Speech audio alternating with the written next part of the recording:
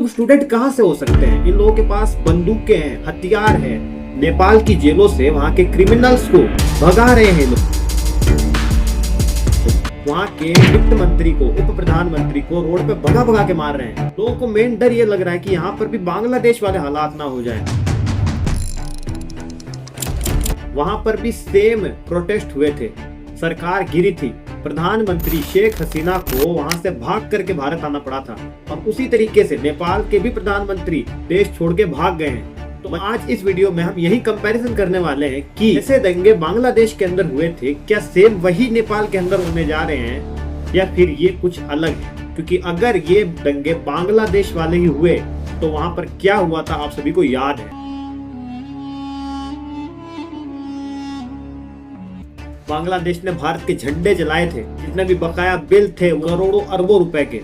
दोनों देशों ने एक दूसरे को गालियां दी थी, दोनों के रिश्ते तबाह हो गए थे। आज हम यही देखने वाले हैं कि क्या नेपाल के प्रोटेस्ट बांग्लादेश के प्रोटेस्ट से थोड़े अलग हैं या फिर नेपाल भी बांग्लादेश की तरह बर्बाद होने जा रहा है। अब प्रोटेस्ट में एक मेन चीज देखने मिली है जो बांग्लादेश में अलग थी। बांग्लादेश में महिलाओं को कुछ नहीं करने दिया जा रहा था। हालांकि एक देश में महिला का भी उतना ही हक होता है जितना कि एक आदमी का है, लेकिन बांग्लादेश के अंदर प्रोटेस्ट जो है वो महिलाओं को लीड नहीं करने दिया जा रहा था। महिलाओं को कुछ करने नहीं दिया जा रहा है। वो कहती है हमारा भी देश है, तो आदमी कहते हैं तुम दखल अंदाजी ना करो। महिलाओं को दबा दिया गया।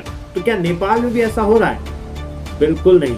यहाँ पर सिर्फ लड़के ही नहीं है, बहुत सारी लड़कियां भी है जो कि आंदोलन को लीड कर रही है। सिर्फ नारे नहीं लगा रही है बल्कि पूरे के पूरे आंदोलन को लीड कर रही है। स्कूल कॉलेज की लड़कियां हैं, जो लड़कियां नौकरी कर रही हैं वो हैं, सब अपने देश का बराबर उतना ही साथ दे रही है जितना कि लड़के। और यहाँ पर अगला पॉइंट आता है जो कि नेपाल को बांग्लादेश से ऊपर लेके जाता है, वो है सफाई। नेपाल के विद्यार्थियों ने नेपाल की सफाई की थी, ये तो आपको पता है, दोबारा बताने की जरूरत नहीं है। मैं यहाँ ये बताऊंगा कि क्या बांग्लादेश के युवाओं ने भी आंदोलन के बाद वहाँ की सफाई करने की कोशिश भी की थी। सड़कों पर टायर जलाए थे, उसकी राख फैली हुई थी। सरकारी प्राइवेट बिल्डिंगों को तोड़ने पर जो मलबा जमा हुआ था वो वैसा का वैसा जमा पड़ा रहा था। लोगों ने बहुत सारी गाड़ियां तोड़ दी, उन गाड़ियों के शीशे, डीजल और उनके जले हुए पार्ट।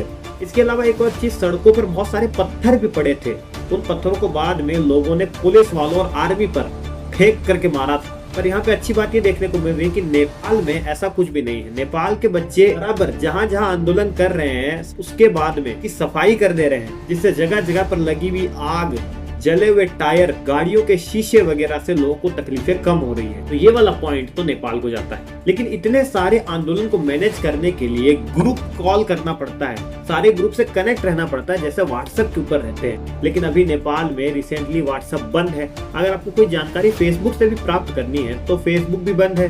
कोई भी समाचार जो आप यूट्यूब पर सुन रहे हैं, नेपाल में भी क्या चल रहा है, तो नेपाल के ही लोगों को अगर पता करना है कि किस जगह पर ज्यादा तकलीफ है, हमारी जरूरत कहाँ है, यूट्यूब बंद है, फेसबुक बंद है, ट्विटर बंद है, व्हाट्सएप बंद है, इंस्टा बंद है, तो वहाँ के लोग इतनी सारी बातें कर कहाँ रहे हैं? उसके लिए उन्होंने एक बहुत ही अच्छा तरीका निकाला, डिस्कॉर्ड सर्वर।